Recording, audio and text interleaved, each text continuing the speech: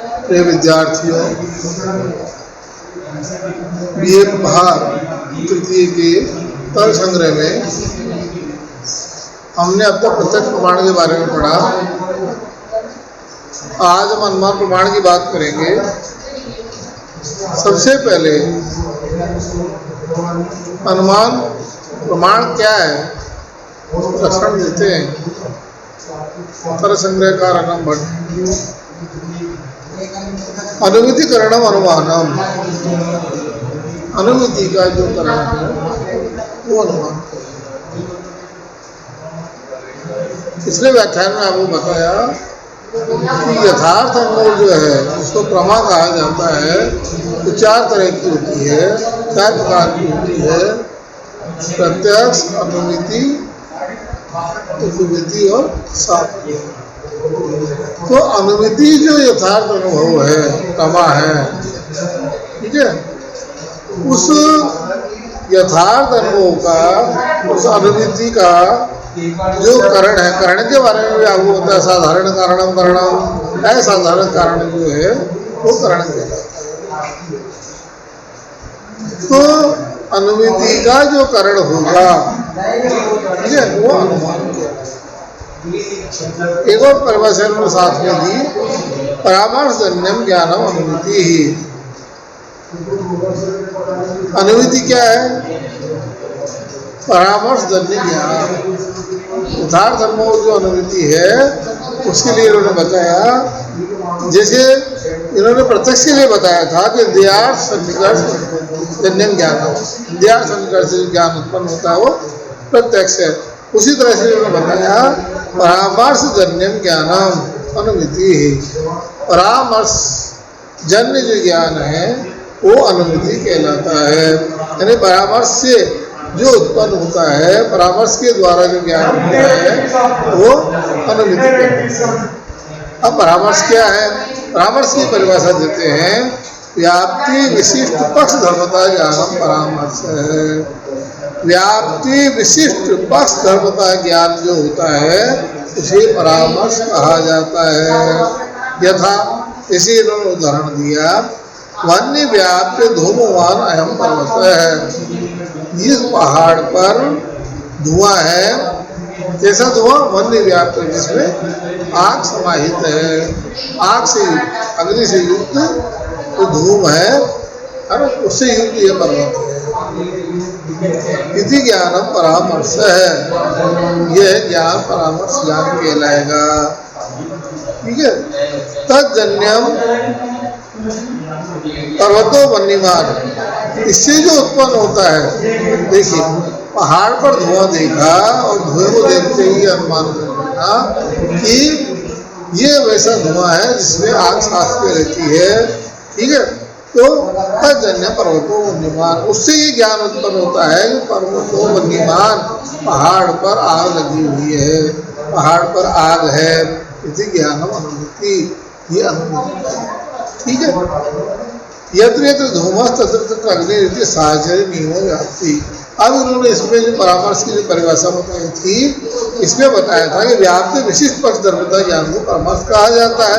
तो व्याप्ति क्या है, इसकी परिभाषा देते हैं कि यत्र यत्र धूमस तत्र तत्र अग्नि इति, जहाँ जहाँ धुआं है वहाँ वहाँ आग है। इस तरह का साहचर्य जो नियम है, एक साथ रहने का जो नियम है, जैसे अग्नि और धुआं ये एक साथ रहता है। ठीक है।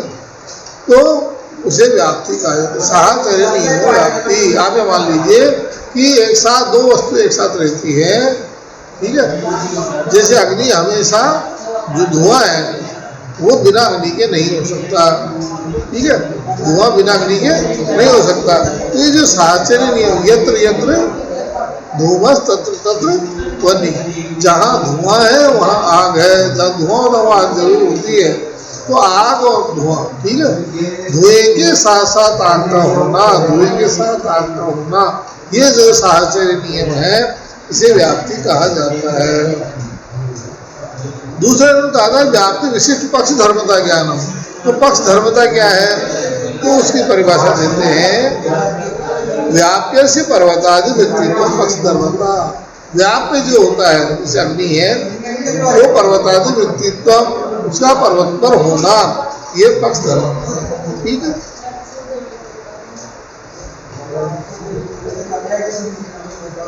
व्याप के नाम हेतु, यानी हेतु जो धुआं है, ठीक है, उसका पर्वत में रहने का जो ज्ञान है वही पक्ष धर्म है। यानी धुआं जो है, व्याप जो है, वो होता है हेतु धुआं।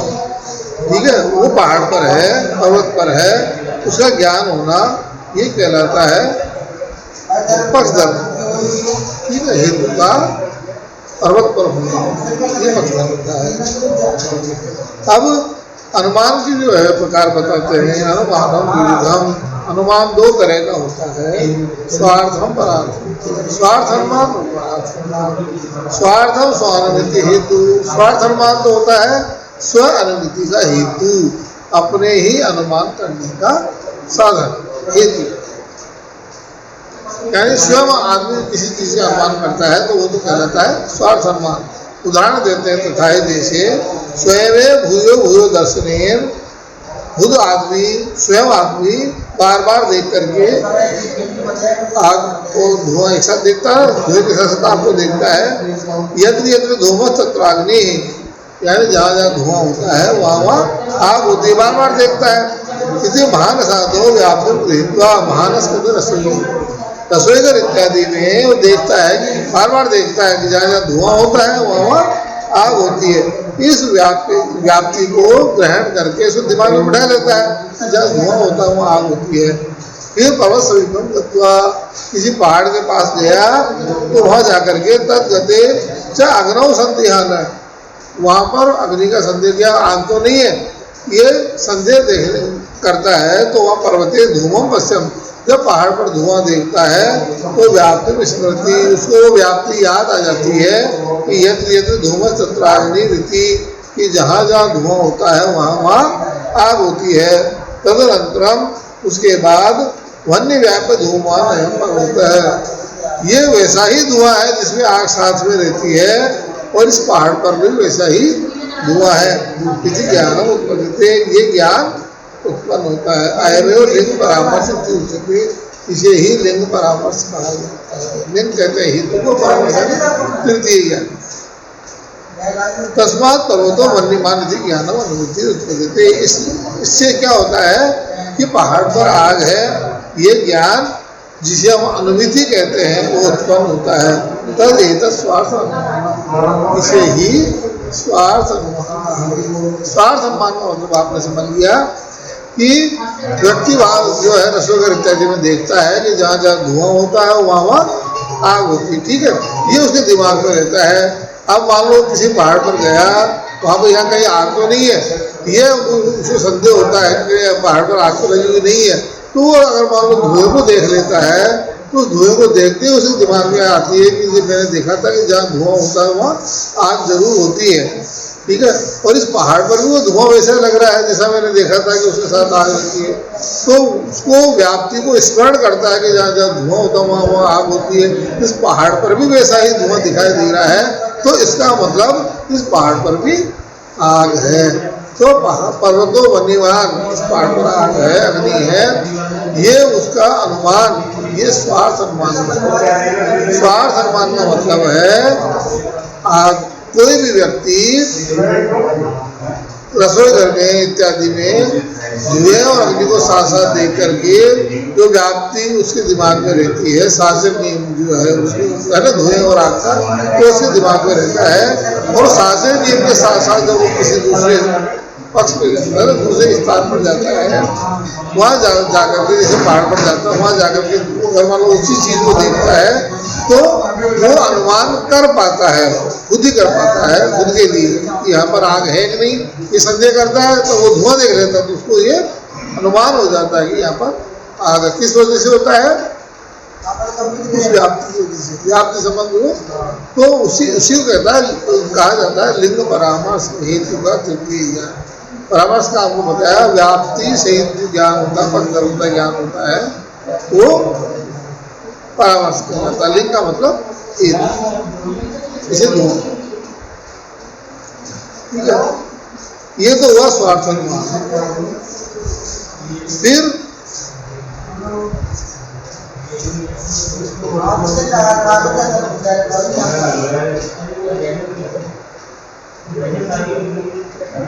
दूसरा है परार्थ अनुमान। यत्तु स्वयं धूमात् अग्निमनुमाय परम प्रतिबोधयितुं पंचावय वाक्यम प्रयुक्त परार्थ अनुमान है जब कोई भी व्यक्ति स्वयं धूम के द्वारा अग्नि का अनुमान करके दूसरे को बताने के लिए 5 अवयवों से युक्त वाक्यों का प्रयोग करता है तो वो पदार्थ अनुमान कहलाता है। जैसे पर्वतो वन्यमान, पहाड़ पर अग्नि है, धूमवत्वात् क्योंकि वहाँ पर धुआं है, यो यो धूमवान सहस्र वन्यमान, जहाँ जहाँ धुआं होता है वहाँ आग होती है, यो महानस है। इसे रसोई घर में तथा चयम ये उसी तरह का है, तस्मात् तथा इसलिए यहाँ पर भी आग है। अनेन प्रतिपादिता लिंगात परो अपनी अग्नि प्रतिपदिते, इस व्यक्ति के द्वारा इस तरह से जब हेतु का ज्ञान वहाँ पर करा दिया जाता है पहाड़ पर, तो दूसरा व्यक्ति भी अग्नि का अनुमान कर लेता है। ये परार्थ अनुमान। ये जो 5 बातें उसने बोली, इन 5 वाक्यों के द्वारा जो दूसरे को ज्ञान कराया, ये 5 अवयव हैं। ठीक है, परार्थ अनुमान। इनको हम कहते हैं प्रतिज्ञा, हेतु, उदाहरण, उपनयन और निगमन। इनका जो शास्त्रीय नाम है, तर्कसंग्रहकार ने जो नाम दिया वो है प्रतिज्ञा, हेतु, उदाहरण, उपनयन और निगमन। जैसे पहला वाक्य है पर्वतो वन्यमान, पहाड़ पर आग है। व्यक्ति दूसरे को बताता है ना कि पहाड़ पर आग है, इसी प्रतिज्ञा। ये तो हुआ पहला वाक्य। दूसरा वाक्य हुआ धूमवत्वात्, क्योंकि वहाँ पर धुआं है। ये हुआ हेतु। हुआ हेतु है ना, लिंग है। यो यो धूमवान इसी उदाहरण, जहाँ जहाँ धुआं होता है वहाँ आग होती है, जैसे रसोई घर में। ये हुआ तथा चयम इति उपनयन, यह वैसा ही है, ये धुआं वैसा ही है जो आग के साथ होता है, ये कहलाता है उपनयन। तस्मात् तथा इसलिए यहाँ पर भी आग है, ये कहलाएगा निगमन। स्वार्थ अनुमिति परार्थ अनुमानम इत्यो लिंग परामर्श एवं करणम। स्वार्थ अनुमिति हो या परार्थ अनुमिति हो, इन दोनों का जो करण है उनका करण होगा लिंग परामर्श। और यही जो है लिंग परामर्श जो है वही उसका करण होता है। किसका? स्वार्थ अनुमिति का और यानी परार्थ अनुमिति हो या स्वार्थ अनुमिति हो, दोनों का करण एक ही होता है, लिंग परामर्श। ठीक है, इसलिए लिंग परामर्श हो ये इन्होंने सब यानी लिंग परामर्श को ही अनुमान कहा जाता है। अब जो लिंग है, हेतु है, उसके बारे में बताते हैं। वो 3 तरह का होता है, अन्वय व्यतिरेक, केवल अन्वयी और केवल। लिंग जो हेतु है, अनुमान का जो करण है, ठीक है ना, अनुमान का जो हेतु है वो 3 तरह का है, अन्वय व्यतिरेकी, केवल अन्वयी और केवल व्यतिरेकी। अन्वयन व्यतिरेकेण से व्याप्ति मत अन्वय व्यतिरेक। जो हेतु अपने साध्य के साथ अन्वय और व्यतिरेक दोनों संबंध से विद्यमान रहता है वो कहलाता है अन्वय व्यतिरेक। भाव और भाव दोनों तरह से। यथा वन्नो साध्य धूम, जैसे अग्नि को सिद्ध करने में धूमान होना, ये जो है, ये जो लिंग है ये अन्वय व्यतिरेक, ये हेतु जो है ये अन्वय व्यतिरेक। जैसे यत्र धूमो तत्राग्नि यथा महानसो, जैसे जहाँ जहाँ धुआं है वहाँ वहाँ आग है, जैसे रसोई घर में। ये तो हुआ अन्वय। ठीक है, अन्वय यानी तत्सत्य होने पर आग का होना। इसको उल्टा करें, व्यतिरेकी करें, यत्र वन्य नास्ति तत्र धूमो विनास्ति यथा महारथ, जहाँ आग नहीं होगी वहाँ भी नहीं होगा तालाब। व्यतिरेकी बिल्कुल इसका विपरीत होता है, उल्टा होता है। तद सत्य तद भाव, यानी एक हेतु के होने पर साध्य का होना, साध्य के नहीं होने पर हेतु का भी नहीं होना, तद अभाव है तद असत्ता। ठीक है, तो क्षेत्रमती नास्ति, जहाँ आग नहीं है वहां पर धुआं भी नहीं है। यथा मैंने इसका उदाहरण बताया था, जैसे तालाब। ठीक है, ये व्यतिरेक व्याप्ति। तो धुएं का अग्नि के साथ जो संबंध है, धुआं जहाँ पर नहीं होगा और साध्य कौन होगा, अग्नि, वहां पर यह अन्वय व्यतिरेकी दोनों रूप से सिद्ध होता है। इसलिए ये जो लिंग हुआ धूमवान होना, धूमवत्वम, ये हुआ अन्वय व्यतिरेकी। दूसरा है अन्वय मात्र व्याप्तिगम केवलम, जिसकी केवल अन्वय मात्र में व्याप्ति बनती हो, यानी जो हेतु अपने साध्य के साथ केवल अन्वय रूप में ही विद्यमान रहे। ठीक है, यथा घटो अभिधेय प्रमेय पटवत, जैसे हम कहें कि घटो अभिधेय, घट जो है वो अभिधेय है। अभिधेय यानी उसको कहा जा सकता है, उसको बताया जा सकता है। क्यों? उसका हेतु दिया प्रमेय तत्वात्, प्रमेय होने के कारण। जैसे पटवत, उदाहरण दिया ना, पटवत जैसे वस्त्र होता है, यानी जैसे अपन वस्त्र का नाम लेकर के बता सकते, वैसे घड़े का भी नाम लेकर के बता सकते। तो जैसे पट अभिधेय है, वैसे घट भी अभिधेय है। इसमें हेतु क्या है? प्रमेयत्व। अत्र प्रमेयत्व अभिधेयत्व और व्यतिरेक व्याप्ति नास्ति। अब यहाँ जो हेतु है प्रमेयत्व, उसका अभिधेयत्व जो साध्य है उसके साथ व्यतिरेक व्याप्ति नहीं बनती है। क्यों? क्योंकि जितने जितने भी प्रमेय हैं वो सारे अभिधेय हैं, तो उसका व्यतिरेक अभाव मिलेगा नहीं। भाई प्रमेय का मतलब जितनी भी वस्तुएं जो हम जान सकते हैं संसार में है वो सारे प्रमेय है। तो सारे प्रमेय जो है उसमें आ गए तो व्यतिरेक कहाँ मिलेगा, उसका भाव कहीं मिलेगा नहीं। तो प्रमेयत्व जो है वो इतना व्यापक है। ठीक है, प्रमेयत्व जो है उसका जो हेतु है, वो जो प्रमेयत्व हेतु है वो अभिधेयत्व जो सिद्ध करना चाह रहा है साध्य को, उसको व्यतिरेक रूप से सिद्ध नहीं कर पाएगा, अन्वय रूप से तो कर देगा। क्योंकि जो जो अभिधेय है वो प्रमेय है। जैसे वस्त्र घटो अभिधेय है, घड़ा अभिधेय है, जैसे प्रमेय तत्व, प्रमेय होने के कारण जैसे पट है। ठीक है, लेकिन जो जो अब उसको उल्टा करेंगे, जो जो अभिधेय है वो प्रमेय है, अब इसका उदाहरण नहीं मिलेगा, प्रमेय तो सारे ही है। ठीक है, तो इसका अभाव नहीं मिलेगा, अभाव नहीं मिलेगा तो इसकी व्यतिरेक व्याप्ति नहीं होगी। क्योंकि जितनी वस्तुएं हैं वो सारी अभिधेय और प्रमेय। तीसरा है हेतु व्यतिरेक मात्र व्याप्ति का केवल व्यतिरेक। व्यतिरेक संबंध से मात्र व्यतिरेक रूप से जो व्यतिरेक संबंध से जो विद्यमान रहे हेतु साध्य के साथ, वो कहलाता है केवल व्यतिरेक। यथा पृथ्वी इतरेभ्यो विद्यते, पृथ्वी और द्रव्यों से भिन्न है। गंधवत्वात्, हेतु क्या दिया इसका? गंधवती होने के कारण। यदि इतरेभ्यो न विद्यते न गंधवत, जो औरों से भिन्न नहीं है वो गंधवत भी नहीं है। यथा जलम, जैसे जल, उसमें गंध नहीं है। न चयम, लेकिन ये अच्छा व्यतिरेकी तो बन गई। भाई पृथ्वी जो है वो और द्रव्यों से भिन्न है गंधवती होने के कारण। ठीक है, इसी व्यतिरेक व्याप्ति बनती है। जो अन्य से भिन्न नहीं है वो गंधवान भी नहीं है, जैसे जल। ठीक है, तो यहाँ जो है न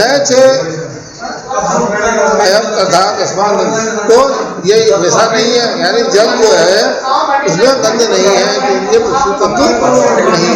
अत्र यत् गंधवत् तद इत्र भिन्नम इति अन्वय दृष्टांत बनाती। अब अगर इसकी अन्वय व्याप्ति बनाते हैं कि जो जो गंधवान है वो इतर से भिन्न है, ये अन्वय दृष्टांत, क्योंकि इसका दृष्टांत मिलेगा ही नहीं, पृथ्वी के अलावा इसका कोई दृष्टांत नहीं है। पृथ्वी मात्र से पक्ष, क्योंकि पृथ्वी तो पक्ष हो गया, पृथ्वी के अलावा उसे मिलता नहीं है, तो इसका व्यतिरेकी नहीं, ये जो अन्वय है वो हेतु नहीं बनता। अन्वय व्याप्त नहीं बनने से ये केवल व्यतिरेकी है। तो आप समझ गए होंगे कि हेतु जो है वो साध्य, हेतु और साध्य जो है वो होना जरूरी है अनुमान प्रमाण में। हेतु के बारे में उन्होंने बताया है, हेतु 3 तरह का होता है, जिसको अपन लिंग कहते हैं। 3 तरह का है, केवल अन्वयी, केवल व्यतिरेकी और अन्वय व्यतिरेकी। अन्वय व्यतिरेकी जिसमें दोनों संबंध बनते हैं, अन्वय और व्यतिरेक रूप से जो व्याप्त होता है। केवल अन्वयी जिसमें केवल अन्वय व्याप्ति बनती है, केवल व्यतिरेक जिसमें केवल व्यतिरेक व्याप्ति बनती है। ठीक है, इस तरह से अनुमान में जो सबसे महत्वपूर्ण तत्व है, जो महत्वपूर्ण चीज है वो है लिंग, और वो 3 तरह का होता है। अनुमान प्रमाण के बारे में शेष अगले व्याख्यान में।